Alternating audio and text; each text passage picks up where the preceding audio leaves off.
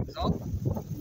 Jim Thomas, 6 Methods Martial Arts, here in Rogers, Arkansas. And this is the second part of Techniques Liao Dao LKGN. Okay, 2 things. I'm wearing gloves today because we're sharpening a small blade. I got a pretty gnarly cut on my left hand, and so I wanted to wear a glove so it didn't bust back open. And since I wore one, I didn't want to look like Michael Jackson, so I'm wearing 2. Usually don't wear gloves, but that's why I am this time. Okay. It's very windy out. I'm not going to do a lot of talking this time. We'll do a part 3, but today we're just going to see a lot of this cutting and some other choppers, some smaller choppers we don't see as often. All right, let's get to it.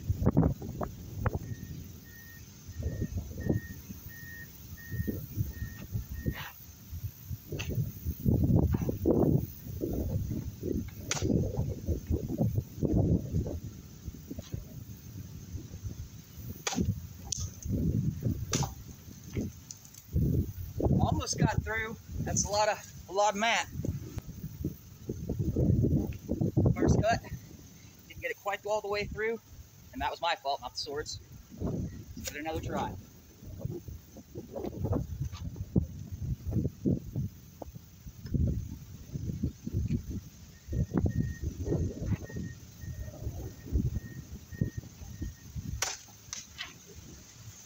That's the result we were looking for.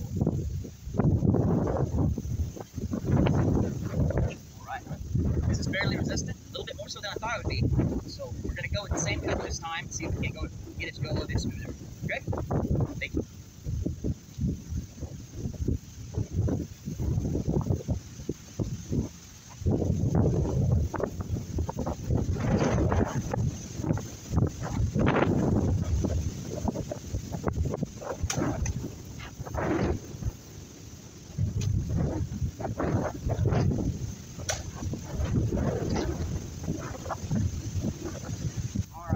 After some adjustments, looks like she's still got 1 cut left in her, and I hate wasting mats, so here we go.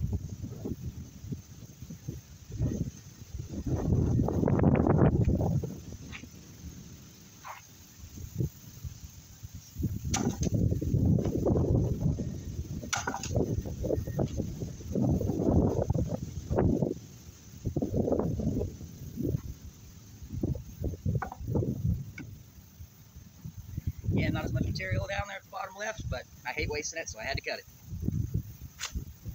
Now, I had talked about setting up a double-legged situation with mats so that I could show cutting through a horse's legs. Here's the deal, and I can verify this as my sister was a semi-professional barrel racer, as was my mother.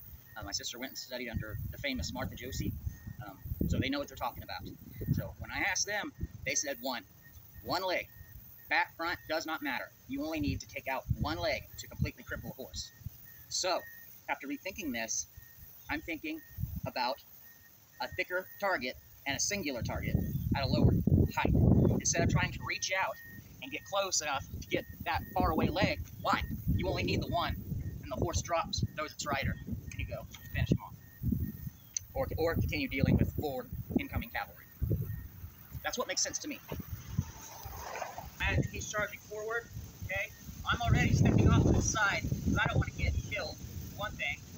So he's got a weapon, it's going to be leading out front.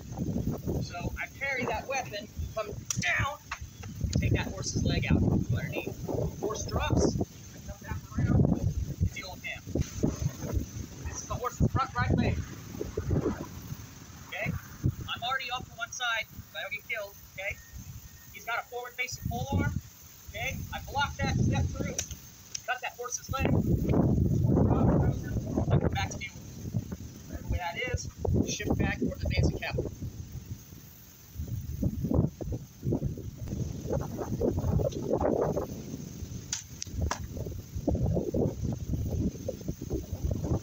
Let's talk about results. Now, could I hide from you the ugly stuff? Sure. It'd be easy. What's the point? Nobody learns from that. So, let's take a look in condescending order of what I think were the best cuts to the ones that I consider complete failures. Nice clean cut. There are 2 beach mats and a piece of hardened bamboo in the center. Not bad. I'm happy with that. Time to clean her off. Okay, it was clean. As you can see, the rod didn't go all the way through, so it was less dense material. So it makes sense that it was a nice clean cut, and it all stayed bundled together. Here we have another top cut, okay, off secondary piece. It's got a little bit more wobble in there than I'd like, but I still consider that a pretty good cut. Okay. You know what? Nope, this is a fail. This is a fail. I got the wrong one.